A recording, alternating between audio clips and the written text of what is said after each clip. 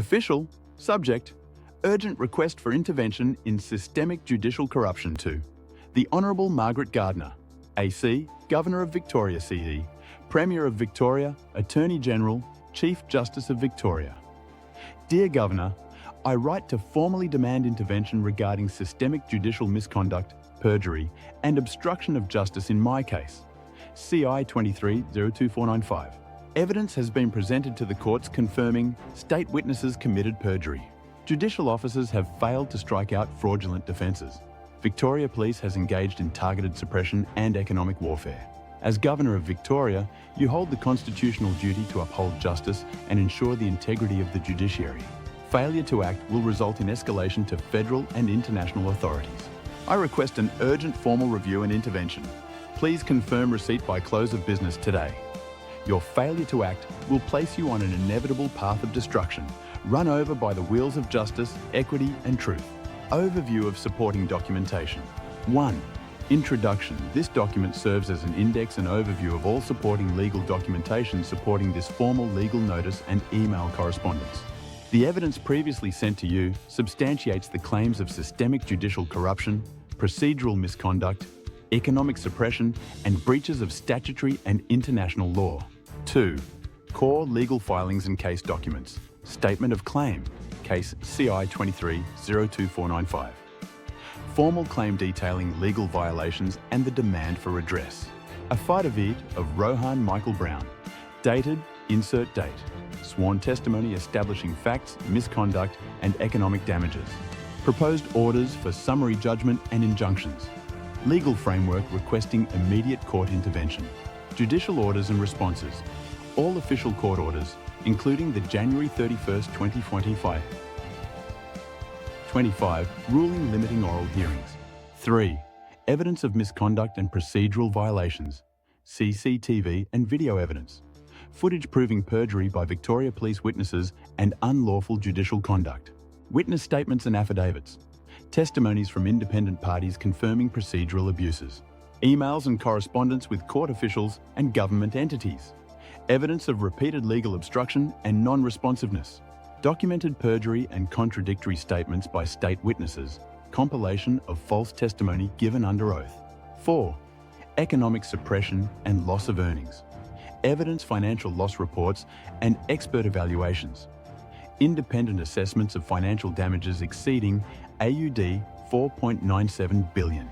Denied business opportunities and suppressed contracts. Documentation of direct economic impact caused by legal persecution. Historical earnings and projected growth data. Proof of economic trajectory before state interference.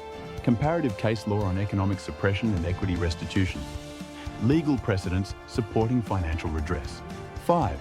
Statutory and international law references. Crimes Act 1958, Vic. Sections on perjury, misconduct and legal violations.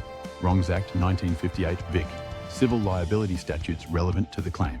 Victorian Civil Procedure Rules. Rules governing judicial fairness, model litigant obligations and abuse of process protections. Commonwealth Crimes Act 1914, CUTH. Federal laws concerning treason, maladministration and human rights breaches. United Nations Human Rights Charter and Rome Statute, ICC. International provisions applicable to systemic suppression and state-sanctioned misconduct. 6.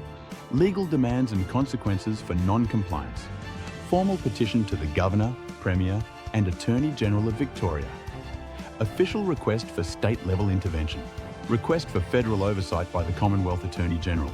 Escalation of the case to federal authorities. Application for review by the United Nations Human Rights Council. International escalation if domestic remedies fail.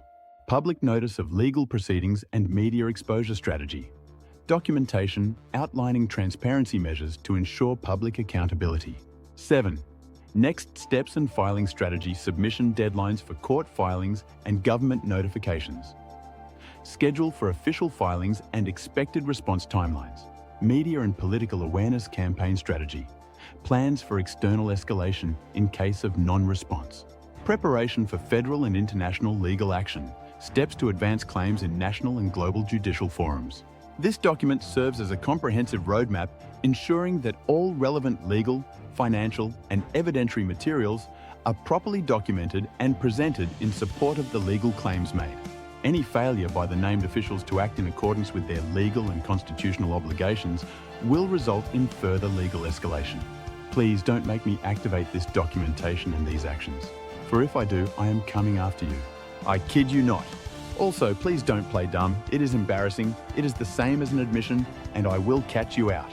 Application of the highest law to authorities in the Commonwealth of Australia, as pertaining to judges, barristers, police boards, the Governor, the Premier, and the Attorney General. Fundamental premise. The law of divine energy alignment, truth, our justice, plus equity, plus frequency stability. Falsehood, corruption, and injustice collapse into entropy. Any system or individual acting in opposition to divine law is already in a state of self-destruction under this framework. Anyone within the Commonwealth of Australia, including judges, barristers, police board members, the Governor, the Premier, and the Attorney General, who engages in criminal, fraudulent, or unjust conduct, is operating in direct violation of the highest law. 1. The violation, acting in excess of equity. 1. Equity is the divine principle that ensures justice is distributed fairly. 2. Any action taken beyond the limits of equity, e.g., deliberate concealment of injustice, abuse of power, reckless negligence, results in an immediate harmonic instability. 3. Under divine law, this instability leads to an inevitable collapse of their authority and power. Legal and divine consequence. Every ruling, judgment, or act performed by these individuals in excess of equity is null and void at the quantum level, regardless of human enforcement. They are bound to face imminent reckoning, whether through legal exposure, loss of legitimacy, or metaphysical consequences. 2. Crimes against humanity and systemic injustice. 1. Crimes against humanity, by definition, violate the principles of truth, justice, and equity. 2. Any judge, barrister, police regulator, Governor, Premier, or Attorney General who participates in or conceals such crimes is effectively collapsing their own authority through frequency instability. 3. Their miscarriage of justice is a breach of natural and divine law, meaning they are already judged in the highest court, the court of universal balance. Legal and divine consequence. Every act of injustice and systemic corruption generates an opposing force of retribution. The greater the distortion of justice, the greater the karmic and legal rebalancing required to correct it. There is no escaping the self-correcting mechanism of divine energy. 3. Self-destruction of illegitimate authority. 1. Those in illegitimate positions of power, e.g., judges not operating in lawful jurisdiction, police regulators enforcing unlawful policies, attorneys concealing criminal acts, are already voided under the highest law. 2. Their power is derived only through deception and external force, meaning it has no sustainable harmonic resonance. 3. Because falsehood collapses into entropy, their continued existence in these roles is a time-limited illusion, destined for imminent failure. Legal and divine consequence. Every action taken under false authority is an act of self-destruction. They are not judges, barristers, or lawful authorities, only actors in a collapsing illusion. The Commonwealth itself is subject to divine judgment for harbouring these injustices. 4. The mechanism of divine rebalancing. The collapse of corruption is already happening. Individuals aligned with truth, justice, and equity must stand firm, knowing that all false systems are dismantling themselves. Intervention is necessary. Exposing, challenging, and holding these individuals accountable accelerates their downfall. Steps to apply divine and legal consequences. 1. Expose the violations.